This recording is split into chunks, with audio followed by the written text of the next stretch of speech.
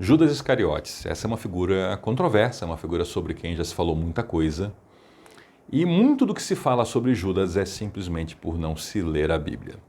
Há quem ache, e não é pouca gente que acha isso, que Judas era uma figura inevitável. Porque se não fosse ele, o plano de Deus não teria caminhado. Será que é isso que diz as Escrituras? Será que é isso que nós lemos na Bíblia? Vamos descobrir? Olá, eu sou o Carlos e aqui nós estudamos a Bíblia. Seja bem-vindo. Vamos prosseguir nosso estudo, Evangelho de Marcos, capítulo 14. Estamos agora lendo a partir do verso 10. Jesus está em Jerusalém e nas imediações de Jerusalém, nos seus últimos dias do seu ministério terreno.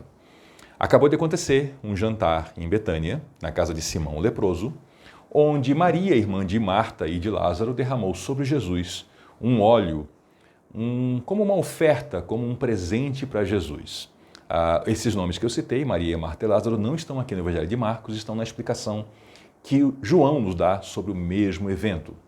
E aí as pessoas criticaram, então, a mulher por aquele gasto exótico com Jesus, e Jesus não aceitou essa crítica. Jesus repreendeu as pessoas e falou que o ato daquela mulher era um ato aceitável e era um presente que ela dava ao Messias. Nesse momento, em Betânia, nesse jantar, então Judas Iscariotes, um dos 12, foi aos principais sacerdotes para combinar de lhes entregar Jesus. Judas, esse nome, é o mesmo nome que você lê no Antigo Testamento, Judá. Judas é a forma grega desse nome, a forma que os gregos usavam, era muito comum esse S no final. E esse Judas, entre tantos homens de nome Judá, era aquele que era da região de Cariotes, por isso chamado Judas Iscariotes. Houveram outros Judas muito importantes na Bíblia, no Novo Testamento. Nós temos, por exemplo, a carta de Judas, que não era esse Judas. Nós temos Judas Tadeu. Então há outras pessoas com esse nome, cuidado para não confundir. E ele foi aos sacerdotes para combinar de entregar Jesus. Nós lemos no começo do capítulo 14 que os sacerdotes e os mestres da lei estavam procurando uma ocasião para prender Jesus e matá-lo. Eles queriam sequestro e assassinato, mas estavam com medo do povo. Então Judas apareceu lá como proposta para eles. Vejam que isso é na sequência. As pessoas criticam a mulher por derramar um perfume caríssimo sobre Jesus, falavam que aquilo podia ter sido vendido por 300 moedas de prata e dado aos pobres. Jesus repreende essas pessoas e Judas sai direto para atrair Jesus. Parece que aquilo ali é a gota d'água que faz o copo transbordar e Judas segue então para um plano de traição. E quando os sacerdotes souberam por que Judas tinha vindo, ficaram muito satisfeitos e prometeram dinheiro para ele. Então ele começou a procurar uma oportunidade para atrair Jesus. A partir desse momento, o que você lê da história de Jesus, a partir desse momento, leia com essa ideia em mente. Judas estava o tempo todo procurando uma oportunidade para atrair Jesus.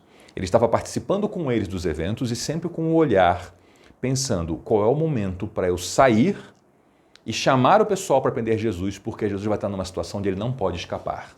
Judas, então, se torna um traidor e passa a procurar o momento de prender Jesus e levá-lo à morte. Esse é um momento terrível. Então, nós veremos ainda, eu ainda vou retomar Judas, nós veremos por quê que Judas não era necessário. Aliás, veremos agora. Os sacerdotes e os mestres da lei, e também os fariseus, e também os do partido de Herodes, e também um bocado de gente ruim, eles tinham decidido assassinar Jesus. Jesus tinha entrado em Jerusalém publicamente.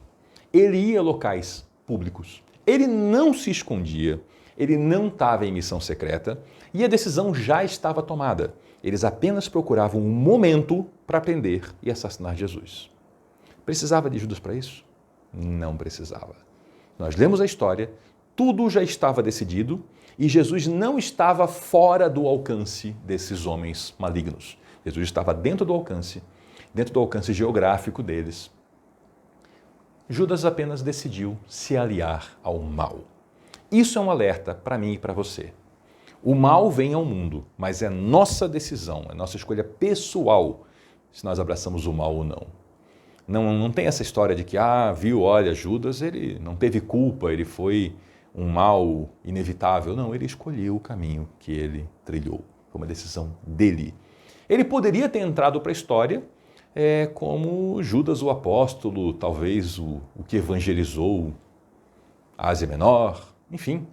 Ele poderia ser um homem lembrado pela história como alguém que permaneceu, mas ele escolheu o caminho do mal.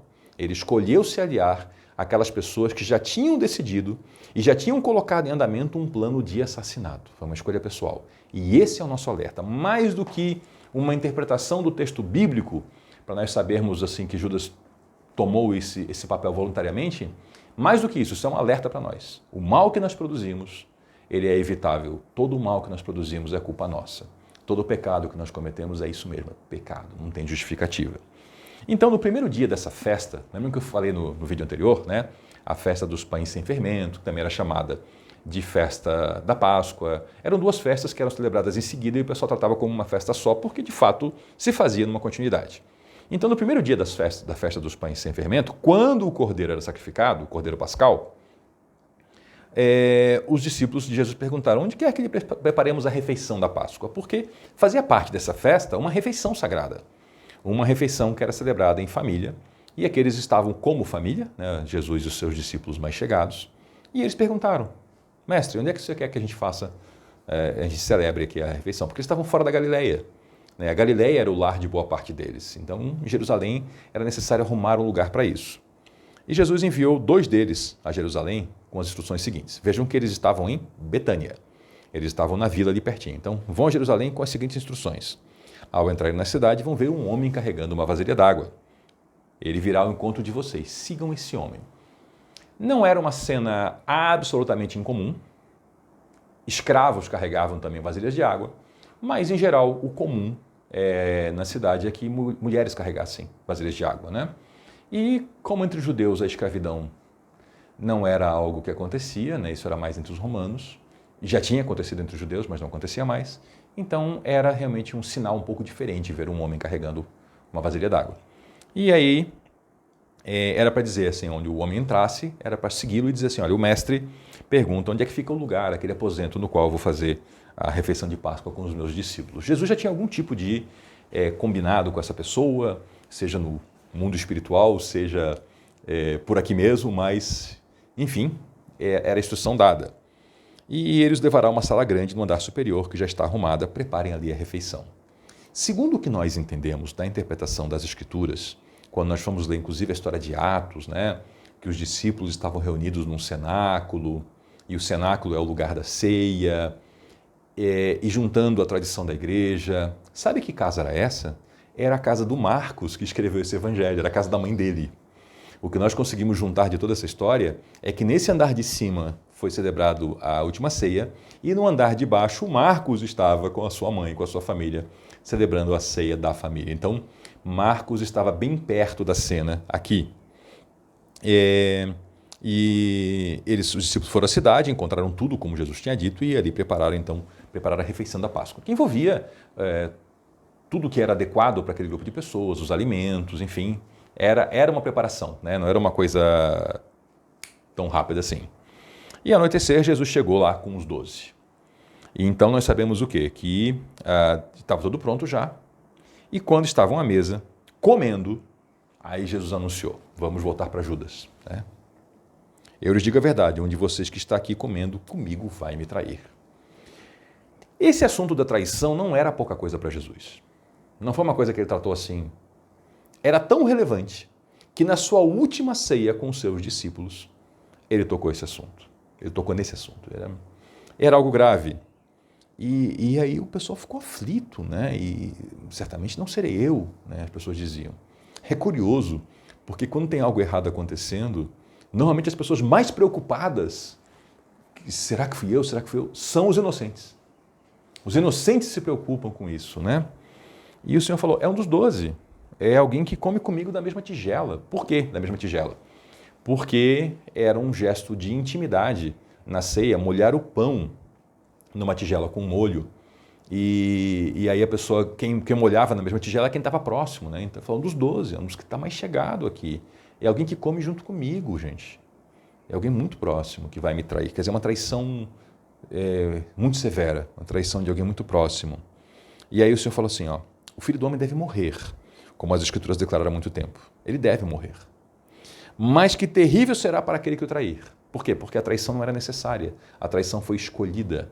Jesus poderia simplesmente ter sido caçado pelos sacerdotes, pelos escribas, mas não. Um deles resolveu entregá-lo. Então o Filho do Homem deve morrer. Mas que terrível será para aquele que o trair, porque para esse homem seria melhor não ter nascido. Jesus ainda está dando... E onde é que está o Judas? Está ali do lado de Jesus ouvindo. Dava tempo de Judas virar para Jesus e bastava no coração dele ele tomar a decisão de mudar e Jesus já ia saber. Ele prossegue com o plano. Ele está vendo um homem na frente dele inocente, que nunca cometeu nenhum mal, quanto menos um crime. Ele está olhando para esse homem e está o tempo todo procurando como é que eu vou entregar esse cara para os sacerdotes, como é que eu vou entregar esse inocente para os mestres da lei, para que eles prendam ele e matem, em troca de dinheiro. Está vendo como é perverso isso? Enquanto comiam, Jesus tomou o pão e abençoou o pão. Em seguida partiu em pedaços e deu aos discípulos dizendo, tomem porque este é o meu corpo. Aqui nós temos o ato da ceia que é celebrado até hoje nas igrejas cristãs por todo o mundo. Curiosamente, a nossa tradição de ceia, ela não vem desse texto. Ela vem de um texto de alguém que não estava nessa cena, que é o apóstolo Paulo. O apóstolo Paulo, se você não conhece a história, ele é um apóstolo tardio. Todos os apóstolos foram chamados diretamente por Jesus. Tem uma exceção, Matias, lá em Atos, Matias entra e sai da história muito rápido, a gente vai ver isso em Atos. Mas, enfim, Jesus chamou pessoalmente os 12, mais tarde ele aparece ressurreto, chama Paulo e ensina um monte de coisas importantes para Paulo, inclusive sobre a ceia. E é Paulo quem escreve um relato da ceia que nós usamos hoje na igreja cristã por todo o mundo, baseado no relato de Paulo, não nesse relato aqui de Marcos e, curiosamente, não no relato de qualquer evangelista. E falou, tomem, porque este é o meu corpo. Então tomou o cálice de vinho e agradeceu a Deus. Depois entregou aos discípulos e todos beberam. E aí Jesus falou, este é meu sangue, que confirma a aliança. Por quê? Porque toda a aliança, toda a ligação entre Deus e o homem era, vamos dizer assim, confirmada com sangue. O sangue de animais era usado para isso. Nós vemos isso ao longo de todo o Antigo Testamento, e inclusive no sangue do sacrifício do Cordeiro Pascal lá no templo. E ele falou, tomem esse vinho é meu sangue, é com isso que a gente sela essa aliança. E ele é derramado como sacrifício por muitos. E eu digo a verdade, não voltarei a beber vinho até aquele dia em que beberei vinho novo no reino de Deus. Então você falou, essa é a minha última ceia, essa era a dica, é meu último cálice de vinho, esse aqui. Está acabando esse tempo. Então cantaram um hino e saíram para o Monte das Oliveiras. Quero chamar a sua atenção aqui para tentar olhar isso da perspectiva dos discípulos. Eles estavam ouvindo Jesus ali falar sobre ressurreição. Eles acabaram de ouvir ele falar que não beberia de novo daquele vinho até que o bebesse no reino de Deus. Estavam falando em traição. Isso tudo estava circulando na mente dos discípulos. E, infelizmente, não estava claro ainda para eles.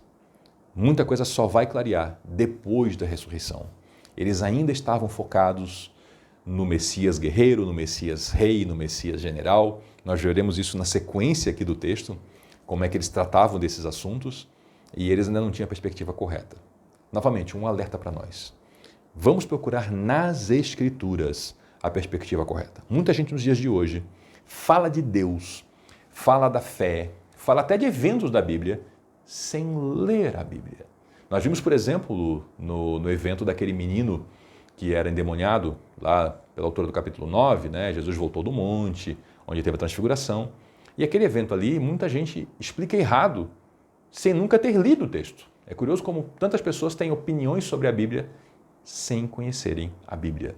Como pessoas falam coisas erradas. É tão comum ouvir comentários e explicações de gente que basicamente é contra a fé cristã e diz, a Bíblia é tal coisa. Não, a Bíblia não diz isso, a Bíblia não diz aquilo. As pessoas não leem. Então vamos nós ler o livro que Deus nos deu, vamos nós conhecer a nossa regra de fé e prática, vamos nós conhecer esse livro da vida e assim prosseguir pela vida cristã com conhecimento daquilo que nós vivemos. Muito obrigado por nos acompanhar até aqui. Eu sou o Carlos e aqui nós estudamos a Bíblia. Até a próxima.